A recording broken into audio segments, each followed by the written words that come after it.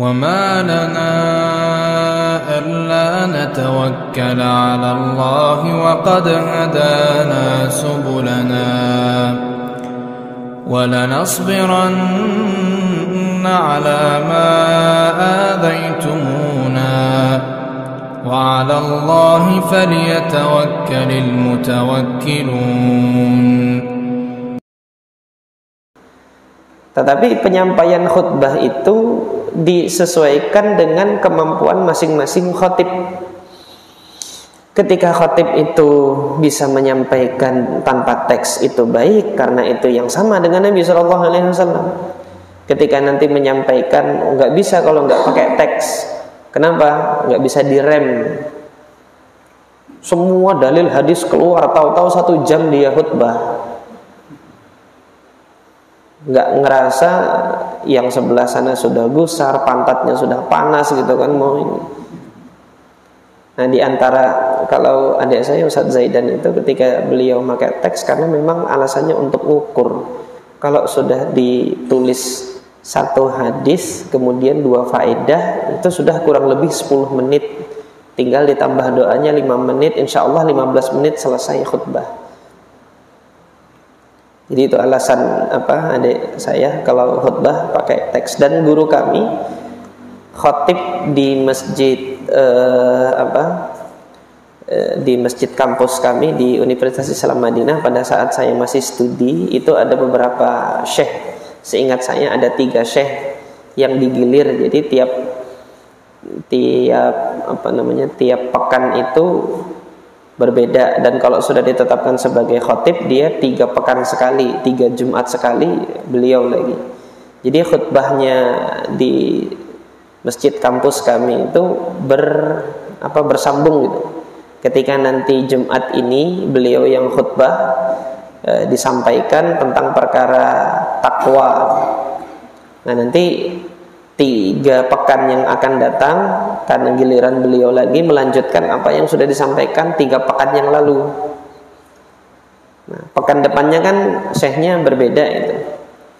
Ini yang masih saya ingat, Syekh Anis Thahir hafizahullah, beliau salah satu keturunan orang Indonesia itu yang bermukim di sana. Syekh Anis Thahir al-Indonesi. Beliau menyampaikan khutbah. Kemudian Syekh Husain Al-Abdali ini dekan fakultas hadis kami, beliau kalau khutbah pakai teks. Syekh Husain ini beliau pakai teks. Adapun Syekh Anis Thahir tanpa teks. Nah, khutbahnya beliau pernah membahas hadis dhaif tentang meletakkan tangan di di dada. Jadi tidak ada hadis yang sahih yang menyatakan sunnah sedekap meletakkan tangan di sini. Masing-masing hadis itu ada kelemahan. Beliau menjelaskan sampai yang meletakkan tangan di dada nih. Hadis Wa'il bin Hujrin itu pun ada kelemahannya di dalamnya. Kalau memang mau saklek-saklekan lemah tuh nggak boleh nggak ada hadis yang sahih. Untuk apa? Tetapi di antara sekian hadis yang tidak sahih tersebut, yang bisa ditolerir kedhaifannya adalah hadis yang meletakkan tangan di dada. Nah, itu inti dari khutbah Jumat yang pernah saya dengar dari beliau Syekh Anis Thahir al-Indonesi hafizahullah. Nah, jadi yang demikian ini penyampaian khutbah. Allah dan Rasulnya itu tidak menetapkan aturan yang baku, harus begini, harus begitu. Jika tidak ada aturan yang baku, harus begini dan harus begitu secara ucapan dari Rasulullah SAW, maka apabila khutbah itu sudah mencapai tujuannya adalah iblaghur risalah, menyampaikan risalah ajaran Nabi SAW pada saat menyampaikan khutbah tersebut, maka yang demikian ini sudah terpenuhi. Nah, ini yang perkara tentang penyampaikan khutbah tersebut. Kemudian pelajaran yang lain dari hadis ini, bahwasanya bolehnya seorang imam itu sholat dengan tempat yang lebih tinggi dari makmumnya dalam rangka untuk memberikan pengajaran kepada makmum. Kemudian selain itu, hadis ini juga menunjukkan bolehnya melakukan gerakan yang bukan gerakan sholat manakala dibutuhkan. Nah, mundurnya Nabi, turunnya Nabi dengan cara mundur tadi dari mimbarnya itu, hal ini menunjukkan apa? Menunjukkan turun mundur itu bukan bagian dari gerakan sholat, tetapi kok Rasulullah lakukan berkali-kali karena ada hajat. Hajatnya apa? Pada saat di atas mimbar tidak memungkinkan untuk sujud gitu. Maka di mana tempat sujud, turun. Dan di dalam sholat ada tujuan lain ketika beliau berada di atas, agar orang-orang itu bisa melihat beliau dan mempelajari bagaimana cara sholatnya Rasulullah Shallallahu Alaihi Wasallam. Ini kalau dipraktekkan di tengah-tengah masyarakat kita dengan cara pembelajaran yang seperti ini, maka kemungkinan besarnya apa? Ribut jamaah. Maka sebelum kita sampaikan dan publikasikan hadis ini kepada masyarakat ramai, maka jangan untuk melakukan terlebih dahulu. Nah, adapun di masa Nabi Shallallahu Alaihi Wasallam, Nabi Muhammad mempublikasikan dulu kah hadisnya kalau ini boleh? Ya nggak perlu, karena beliau sumbernya sudah. Kalau beliau melakukan begini, melakukan begitu, maka ada pengajaran. Sementara kita kaum muslimin, khususnya para duat, para dai dan para ulama, ini pewaris para nabi yang menyampaikan risalah kenabian itu dengan lisannya. Jadi penyambung lidah Nabi Shallallahu Alaihi Wasallam. Ketika nanti mengambil satu metode pengajaran yang sama sebagaimana metode pengajarannya Nabi Shallallahu Alaihi Wasallam, karena kita bukan sumber asalnya, ini terkadang bisa memicu pertanyaan dan bisa memicu keributan, keresahan di tengah-tengah masyarakat. Jangan itu nanti azan subuh hanya 2 kali di sini, padahal di situ ada sunnahnya dari Nabi Shallallahu Alaihi Wasallam. Maka ketika suatu cara beribadah tertentu, ketika sudah membudaya di tengah-tengah masyarakat kita, namun edukasi untuk mengajarkan sumbernya itu belum ada, belum memadai, dan sudah membudaya, maka yang dianggap itu yang benar, yang lain salah. Ya ini PR juga gitu loh, PR untuk para dai untuk mengedukasi masyarakat gitu. Nah, jadi hemat saya dalam hal ini, ketika hendak mengajarkan sunnah ini, bahwasanya berdiri di atas mimbar terus turun, ruku dan lain sebagainya, sebagaimana dilakukan oleh Rasulullah ini, kalau memang nanti mau dipraktekkan di tengah-tengah masyarakat, ajarkan dulu, publikasikan dulu kalau Rasulullah ini pernah demikian. Paling tidak sudah disurvei 90% kakak di kampung tersebut sudah dengar hadis ini, baru laksanakan. Ini kan saya sampaikan di sini, di Jalan Telkom ini aja berapa kakak ini, berapa kepala keluarga yang hadir di sini, kira-kira berapa kepala keluarga gitu kan. Ya antum tahu sunnahnya. Jumat depan saya khutbah di sini kayak gini, Nabi Muhammad ribut karena nggak hadir di majelis ini gitu, dan nggak dapat sunnah ini. Terus kalau ditanyakan, loh kan kita harus menghidupkan sunnah. Ada sunnah-sunnah yang oleh Nabi Shallallahu Alaihi Wasallam memang dilarang untuk menghindari adanya mafsadat yang lebih besar. Ada beberapa sunnah dan sunnah-sunnah tersebut, kalau yang ini sunnahnya esensial, sunnah ini penting gitu kan. Tetapi maqasid yang penting, yang lebih penting dari sunnah ini, ketika Nabi melakukan naik turun, maqasidnya atau tujuannya itu kan orang-orang tahu cara sholat Nabi. Kalau ada wasilah lain mengajarkan cara sholat Nabi tidak dengan naik turun mimbar ini, yang penting masyarakat mengetahui bagaimana cara sholatnya Nabi SAW, maka yang demikian ini sudah mewakili gitu. Artinya naik turun mimbarnya ini hanya sebagai wasilah. Kemudian ada sunnah Nabi juga yang menjadi keinginan dan cita-cita Nabi, amani, ummiyah, yaitu mengembalikan apa? Mengembalikan posisi bangunan Ka'bah itu sebagaimana dibangun oleh Nabi Ibrahim. Itu keinginannya Nabi. Sampai hari ini tidak terlaksana. Pernah dilaksanakan kemudian digagalkan oleh orang bodoh, jahil. Rasulullah pernah mengatakan kepada ibunda Aisyah, laula hidthanu qaumiki bil Islam lahadamtul Ka'bata wa la banaitu ala qawaidi Ibrahim. Kalau bukan gara-gara kaum kamu ini baru masuk Islam, gitu kan, Ka'bah ini akan aku robohkan dan aku bangun kembali sebagaimana bangunan yang diletakkan tiangnya dahulu oleh Ibrahim.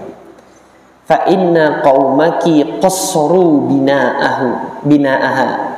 Karena kaum kamu ini, yakni Quraisy ini, telah memangkas bangunannya. Pangkasan bangunannya itu apa? Dahulu di masa Nabi Ibrahim, antara Hijar Ismail dengan Ka'bah itu nyambung, nggak kepisah kayak sekarang. Kemudian ada dua pintu. Pintu pertama yang pintu Ka'bah masuk ini, pintu kedua nanti di Hijar Ismail situ keluar. Pintu masuk, pintu keluar. Ada dua pintu. Ini bangunannya Nabi Ibrahim. Ketika Fathu Makkah, Rasulullah punya kekuasaan kan itu. Mau dihancurkan lagi, punya kekuasaan Rasulullah itu. Tetapi hal tersebut diurungkan oleh Nabi SAW karena ada potensi fitnah, potensi keresahan di tengah-tengah masyarakat yang pada saat itu baru masuk Islam, baru mengetahui sedikit dari ajaran Islam. Hingga Rasulullah mengurungkan niatnya untuk melakukan hal tersebut, dan itu sunnah gitu. Ibunda Aisyah kemudian menceritakan kepada keponaannya Abdullah bin Zubair, Rasulullah dulu pernah begini. Maka menjadi suatu azam dalam diri Abdullah bin Zubair, kalau saya punya kuasa di Mekah ini, saya akan laksanakan cita-citanya Rasulullah itu. Maka fi'lan Allah takdirkan setelah Muawiyah bin Abi Sufyan wafat, Yazid bin Muawiyah diangkat menjadi khalifah. Orang-orang Mekah nggak mau baiat kepada Yazid bin Muawiyah. Mereka lebih memilih untuk membaiat Abdullah bin Zubair sebagai khalifah. Maka pada saat itu kaum muslimin ya punya dua kekhalifahan. Wilayah Mesir dan Syam itu dipimpin oleh Yazid bin Muawiyah. Wilayah Hijaz sampai wilayah Irak itu dipimpin oleh Abdullah ibn Zubair ibn al-Awwam. Beliau yang menjadi apa? Menjadi khalifah pada saat itu. Maka kalau Nabi dahulu mengatakan kaummu baru masuk Islam, mereka udah lama masuk Islam, nggak ada alasan lagi. Kalau dahulu Quraisy kenapa kok memangkas bangunannya? Karena tidak punya duit. Tidak punya duit yang halal. Kalau duit yang haram banyak, mereka saudagar. Karena pada saat mereka menggunakan harta haramnya untuk membangun Ka'bah, batu itu loncat gitu loh, nggak mau nerima. Ada bantunya loncat. Salah seorang tokoh dari Bani Makhzum kemudian meneriakkan apa? Jangan kalian masukkan harta-harta haram kalian itu untuk membangun masjid ini. Ya akhirnya dimasukkan harta halalnya saja. Jadinya cuma setengah bangunan itu aja yang tinggi yang sampai sekarang ini gitu loh. Hajar Ismail itu nggak bisa ditinggikan. Ketika mereka belum mampu untuk meninggikan Hajar Ismail, maka sudah sampai pada batasan bangunan yang ada sekarang ini saja. Oleh Abdullah bin Zubair tadi sudah hancurkan. Sudah dihancurkan oleh Abdullah ibn Zubair, didirikan. Alhamdulillah sudah aku laksanakan cita-citanya Nabi SAW untuk mengembalikan bentuk bangunannya ini kepada bentuk bangunannya Nabi Ibrahim. Ada salah seorang dari Syam naik haji, gitu kan. Ketika naik haji, ya lapor sama khalifah di sana, kok beda nih bentuk Ka'bahnya gini kan. Lapor sama penguasa sana. Hingga ketika Khalifah Abdul Malik bin Marwan punya gubernur yang ahli strategi perang, kejamnya minta ampun, numpahkan darah itu kayak numpahkan air di botol gitu kan. Sembarangan aja bunuh nyawa orang. Namanya Hajjaj bin Yusuf. Hajjaj bin Yusuf lah yang diutus untuk memerangi Abdullah bin Zubair, memaksa Abdullah bin Zubair untuk baiat kepada Bani Umayyah. Terjadi perang. Kalau saya nggak mau baiat, dia apain? Perang. Ketika perang terbunuhlah Abdullah bin Zubair. Hajjaj bin Yusuf ngelihat Ka'bah kok beda bangunannya, lapor sama Khalifah Abdul Malik bin Marwan. Ini Abdullah bin Zubair sudah bikin bid'ah ini. Sekian tahun kita tidak menguasai Mekah, dijadiinnya begini nih Ka'bah ini. Akhirnya Abdul Malik bin Marwan kembalikan kepada bangunan sebelumnya. Robohin sama Hajjaj, debur. Kembalikan kepada bangunannya Quraisy yang setengah gitu tadi. Ketika haji, Abdul Malik bin Marwan melihat, alhamdulillah sudah dikembalikan lagi kepada bangunan yang sebelumnya. Qatallah, semoga Allah melaknat, kata siapa? Kata Abdul Malik bin Marwan. Melaknat siapa? Melaknat Abdullah bin Zubair, berdusta atas nama Nabi. Katanya bangunannya begini. Nah, salah seorang ulama Syam yang di samping Abdul Malik bin Marwan mengatakan apa? Mahlan ya Amirul Mukminin, pelan-pelan wahai Amirul Mukminin. Hadis yang sama itu juga saya dengarkan dari Aisyah, bukan hanya Abdullah bin Zubair yang dengar. Hah? Gitu. Hadisnya nanti ada di riwayat di Sahih Muslim, kisah pembangunan Ka'bah itu. Oh, gitu. Kalau saya tahu dari Anda sebelumnya, itu nggak akan saya perintahkan Hajjaj nih buat hancurin ini. Nah, terus gimana ini? Ya udah, biarin aja dulu gitu kan. Dan Abdullah bin Zubair ketika membangun kembali dahulu memang pernah kebakaran itu. Jadi memang ada momen untuk mengembalikan bangunan itu kepada bangunan Nabi Ibrahim. Sampai di masanya Khalifah Harun ar-Rasyid, pemimpin yang adil, bijaksana, ahli ilmu, tahu sunnah Nabi gitu kan. Dan kekayaannya melimpah, beliau wafat meninggalkan saldo. Pemimpin hari ini wafat meninggalkan utang. Belum wafat aja meninggalkan utang kalau masa jabatan selesai. Tetapi dahulu Harun ar-Rasyid ketika selesai amanahnya sebagai khalifah meninggalkan saldo untuk kaum muslimin. Sangat kaya sekali untuk mengubah bangunan Ka'bah dan mengembalikan kepada bangunan sebelumnya. Bertanyalah kepada Imam Malik pada saat itu yang berada di Madinah, dan beliau adalah ulama yang paling disegani di dunia Islam bagian timur saat itu, bahkan sampai bagian barat. Kaum muslimin yang dari barat itu kan di barat masih dikuasai Bani Umayyah di Andalus. Jauh-jauh dari Andalus itu nanti datang ke Madinah itu pengen ketemu sama Imam Malik, membawa hadis-hadis yang ke sana. Makanya di Andalusia itu fikih yang mendominasi sampai sekarang adalah fikih madhab Maliki. Maka Harun ar-Rasyid minta fatwa sama Imam Malik, gimana nih, saya ganti nggak? Jangan wahai Amirul Mukminin, jangan. Apa? Ada madarat yang lebih besar yang saya lihat, yaitu apa? Akhsha an takunal Ka'bah la'batan fi yadi al-khalifah. Saya khawatir Ka'bah ini menjadi main-mainannya para penguasa.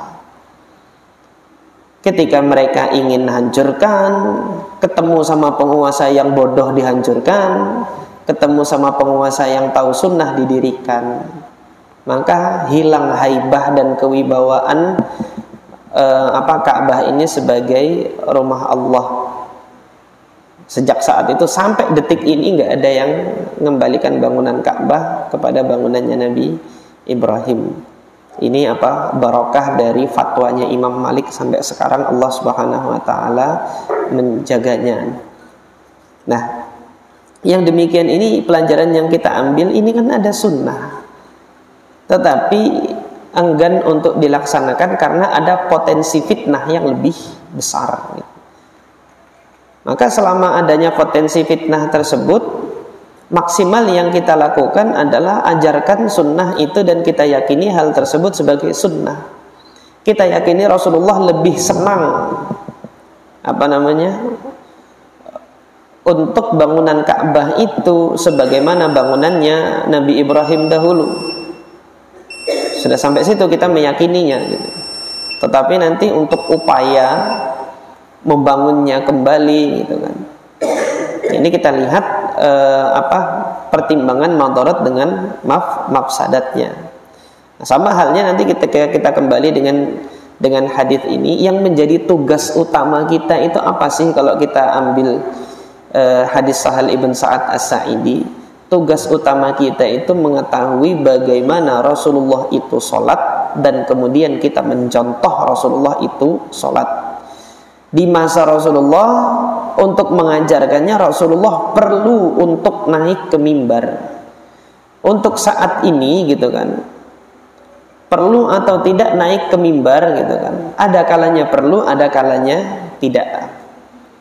Maka yang dipaksakan itu bukan naik turun mimbarnya ketika jadi imam, jangan itu yang dipaksakan. Tetapi yang kita paksakan adalah bagaimana kaum muslimin itu mengetahui cara sholat Nabi, dan mereka berupaya semaksimal mungkin mengikuti cara sholatnya Nabi Shallallahu Alaihi Wasallam. Mungkin itu yang bisa saya sampaikan. Harusnya ada tanya jawab, tapi tidak sadar sudah isya gitu. Kita cukupkan sampai di sini. Mungkin nanti kalau ada pertanyaan sambil makan gorengan saja nanti. Kita akhiri. Subhanakallahumma rabbana wa bihamdika asyhadu an la ilaha illa anta astaghfiruka wa atubu ilaik. Assalamualaikum warahmatullahi wabarakatuh.